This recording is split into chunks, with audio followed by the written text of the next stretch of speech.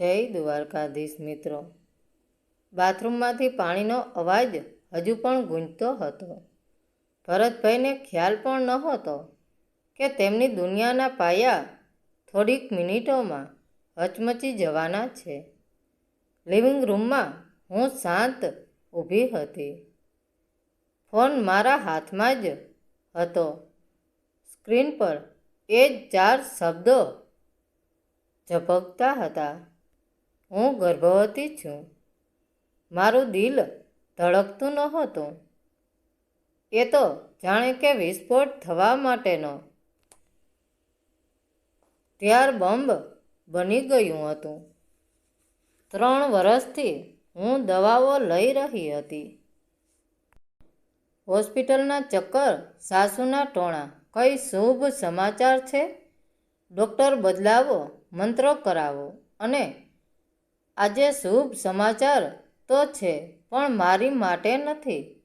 હું શાંત રીતે હસી, એવી હસી કે આરિસામાં પોતાને પણ ઓળખી ન શકું. મેં ઝડપથી જવાબ ટાઈપ કર્યો: આજે રાત્રે મારા ઘરે આવી જા. મારી પત્ની ઘરે નથી. હવે રમત શરૂ થઈ ગઈ હતી. પછી મેં પરિવારના ગ્રુપમાં મેસેજ કર્યો: પપ્પા અને મમ્મી જલ્દી ઘરે આવો. આજે ખાસ સમાચાર છે. સાસુ, બધું ઠીક છે ને? હા મમ્મી, ખૂબ જ સારા સમાચાર છે. હવે તૈયારીનો સમય હતો. મેં કબાટ ખોલ્યું, કાળી સિલ્ક સાડી બહાર કાઢી, લાલ લિપસ્ટિક લગાવી, આંખોમાં કાજલ ગાઢ કર્યું. આજે હું દુઃખી પત્ની નહોતી. આજે હું નાટકની ડિરેક્ટર હતી. ત્યાં બાથરૂમનો દરવાજો ખુલ્યો. ભરત બહાર આવ્યો, વાળ ટુવાલથી સૂકવતો. મને જોઈને અટકી ગયો. ડિમ્પલ, આજે ક્યાં જવાનું છે? હું ધીમેકથી હસીને બોલી: ક્યાંય નહીં, પરંતુ કોઈ આવવાનું છે. તેનો ચહેરો થોડો ગૂંચવાયો. કોણ?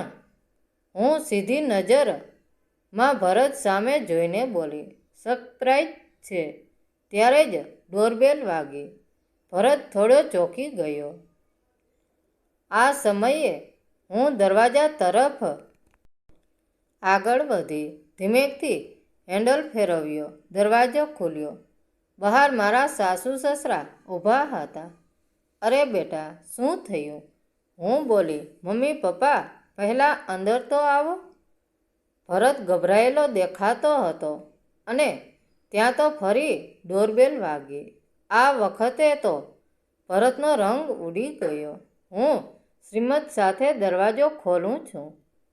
બહાર પ્રિયા સફેદ ડ્રેસમાં, હાથમાં પર્સ હલાવતા, ચહેરા પર થોડી ચિંતા. સર, તમે મેસેજ કર્યો હતો? સાસુ પાછળથી બોલી ઉઠ્યા. કોણ છે આ?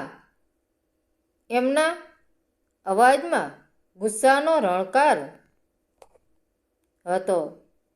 બધા જ એકદમ મૌન હતા. હવા જાણે કે જામી ગઈ. હું એક પગલું આગળ વધી. મારી નજર સીધી પ્રિયા પર. હા, મેં જ મેસેજ કર્યો હતો. ભરત પણ. ડિમ્પલ, શું હતું? કેમ? મેં મોબાઈલ કાઢીને બધાને બતાવ્યું. મમ્મી, પપ્પા, તમે તો સારા સમાચાર સાંભળવા આવ્યા છો ને? મેં સ્ક્રીન બતાવી. તમારી વહુ 3 વર્ષથી પ્રયાસ કરી રહી હતી, પણ સારા સમાચાર તો કોઈ બીજાને છે. પ્રિયા તો એકદમ ગભરાઈ જ ગઈ. મને ખબર નહોતી. ભરત બૂમ પાડી રહ્યો હતો. આ બધું ગલત વહેમ છે. હું શાંત રહી. ગલત ફેમિલી તો આજે જ સ્પષ્ટ કરી દો. બાળક કોનું છે? રૂમમાં એકદમ સન્નાટો. સાસુનો ચહેરો આગ વરસાવી રહ્યો હતો. સસરા પણ ગુસ્સે થઈ ગયા હતા. પ્રિયા ધીમેકથી બોલી: સર, તમે કહ્યું હતું કે મેડમને ખબર નહીં પડે. બસ એક વાક્ય અને બધું સમાપ્ત. સાસુ ખુરશી પર બેસી ગયા. ભરત, આ સાચું છે? ભરત પાસે શબ્દ ન હતા. હું અચાનક હસી પડી. એવું હસવું કે બધાને અચંબો થયો. ચિંતા ન કરો, હું રડવાની નથી. મેં સાડીનો પલ્લુ સરખો કર્યો. મારે તો આજે ફક્ત સત્ય બહાર લાવવું હતું. અને પછી મેં છેલ્લો બંબ ફોડ્યો. અને હા, એક વધુ સારા સમાચાર છે. બધા મારી તરફ જોયા. હું શાંતિથી બોલી. આજે જ મેં ડિવોર્સ માટે વકીલને ફોન કરીને પેપર તૈયાર કરાવવા માટે કહી દીધું છે. ભરત, ડિમ્પલ, તું પાગલ થઈ ગઈ છે? હું ના, આજે પહેલીવાર સમજદાર બની છું. રૂમમાં સાસરિયા, પ્રિયા, ભરત બધા નિઃશબ્દ થઈ ગયા. શું બોલવું એ કોઈને સમજાતું ન હતું. અને હું અંદરથી હળવી થઈ ગઈ હતી. કારણ કે ક્યારેક દુઃખ માણસને અંદરથી વધુ સશક્ત બનાવે છે. રૂમમાં હજુ પણ તણાવ ગાઢ હતો. સાસુમાની આંખોમાં ગુસ્સો, પ્રિયાના ચહેરા પર ડર અને ભરત તો જાણે પસીનામાં તરબોળ. પરંતુ હું શાંત ઊભી હતી. હા, મેં વકીલ સાથે વાત કરી છે. એટલામાં ભરત અચાનક હસવા લાગ્યો. હું ચોંકી ગઈ. તું હસે છે? તે ખિસ્સામાંથી પોતાનો ફોન કાઢે છે અને એક ફાઇલ ખોલે છે. હવે સત્ય સાંભળો. પ્રિયા આગળ આવી. આ વખતે તેના ચહેરા પર ડર નહોતો, આત્મવિશ્વાસ હતો. મેડમ, હું ગર્ભવતી છું, પણ સરના કારણે નહીં. રૂમમાં ફરી સન્નાટો. હું પરણેલી છું. મારા પતિ સાથે થોડો મતભેદ ચાલતો હતો અને સરના કારણે બધું સરખું થઈ ગયું છે. હું એકદમ ભ્રમિત થઈ ગઈ. ભરત બોલ્યો. પ્રિયા મારી પાસે મદદ માંગવા માટે આવી હતી. તેનો પતિ તેના ઉપર શંકા કરતો હતો. મેં તેને કહ્યું કે સત્ય બોલ. અને આજે એ પોતાના પતિ સાથે બધું ક્લિયર કરવા જઈ રહી હતી. હું શ્રીત પણ મેસેજ.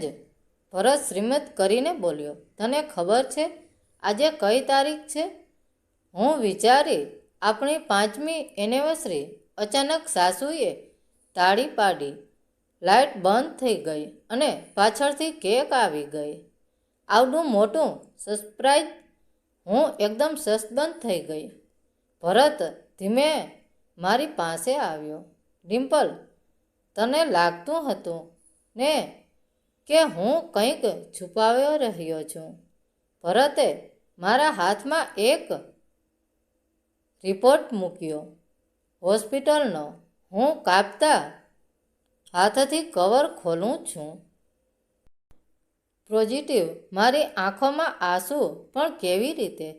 ભરત ધીમે બોલ્યો. 3 મહિના પહેલાં ડૉક્ટરે કહ્યું હતું કે તને થોડો સમય જોઈએ અને મેં તને સ્ટ્રેસથી દૂર રાખવા આ બધો જ પ્લાન કર્યો હતો. હું થયું કે હું રડી પડું, છતાં એટલું જ બોલી. ભરત, તું મને પારખતો હતો? તે હસ્યો. ના, હું તને ફક્ત ખુશી જોવા માગતો હતો. એટલામાં ડોરબેલ ફરી વાગી. આ વખતે દરવાજે પ્રિયાનો પતિ ઊભો અને તે સીધું ભરતને ગળે મળ્યો.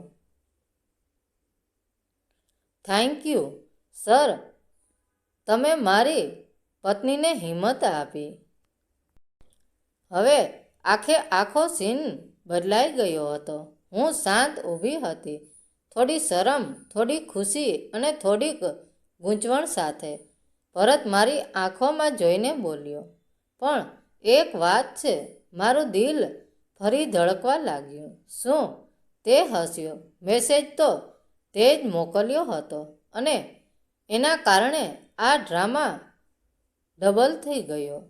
સાસુ બોલી ઉઠી, હવે આ ડ્રામા બંધ કરો અને કેક કાપો. મેં ભરતના ખંભા પર માથું રાખીને કહ્યું, મને માફ કરજે. તે બોલ્યો, માફી? હવે તો બેબી માટે નામ વિચાર. પણ ધીમે ધીમે પ્રિયાનો ચહેરો ખીલી ઉઠે છે. મિત્રો, તમારી કોમેન્ટની રાહ જોઈ રહી છું. તમને વાત ગમી હોય તો શેર જરૂર કરજો. ધન્યવાદ મિત્રો. જય દ્વારકાધીશ.